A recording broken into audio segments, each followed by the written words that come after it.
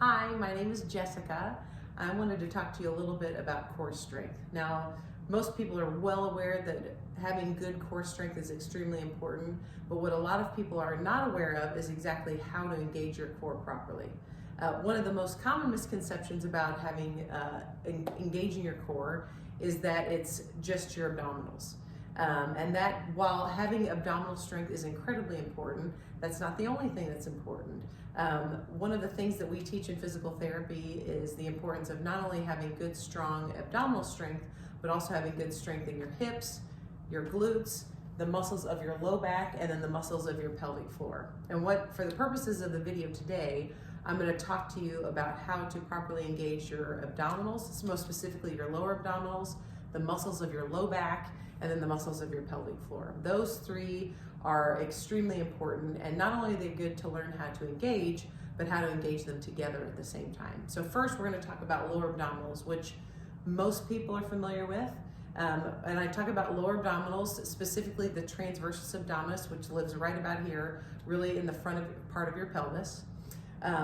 What is not the way you want to engage that core is to try and contract your entire abdominals all at one time. Mostly because that is not sustainable and is exhausting and is not incredibly helpful when it comes to protecting your low back and other parts of your body. So when you think about engaging your lower abdominals, which are the muscles that live here, one of the ways that you can do that is by what's called a drawing in maneuver, which simply is thinking about your belly button and then taking your belly button and drawing in or pulling in. Now, what you should feel is if you were to grab a hold of your hip bones, and right in front of your hip bones here is where that muscle, that transversus abdominis, lives. And when you draw in your belly button, you should feel that muscle pop up underneath your fingertips.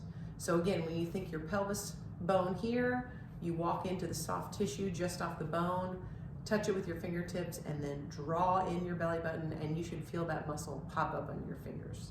Okay, so that's lower abdominals. Then the next muscle group we're going to talk about is the muscles of your low back. And those muscles here sit on either side of your spine. Those are called your lumbar multifidei, for those of you who like medical terminology. And those are a little bit more challenging to engage. And one of the ways that I teach my patients to do that is if you're standing in a relaxed posture and you do a very, very small arch where you lift your rear end up just a little bit, you should feel those muscles on either side of your spine pop up underneath your fingers.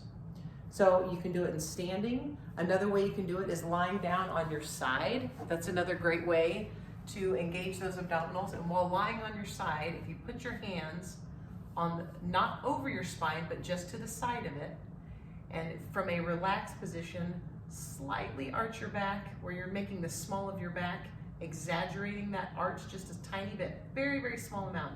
You should again feel that muscle pop up under your fingers and contract.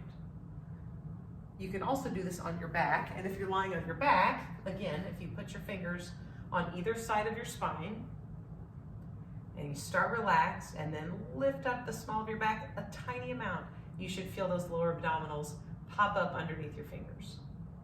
Okay, so those are the muscles of your low back called your lumbar multifidei. Then the last muscle group is the muscle of your pelvic floor. And I will go into that more detail with that in another video, but those muscles sit just in the basement or bottom part of your pelvis, right underneath your reproductive organs. And what you think about there is to contract those muscles, those sit more in the shape of a ring. And so to tighten that ring, it's almost as if you're going to the bathroom and you're going to stop the urine flow in the middle of using the bathroom. Those are the muscles that you would use that contract.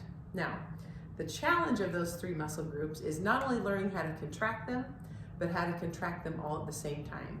And my challenge to you would be to practice that in a sitting position, a lying down position, and in a standing position.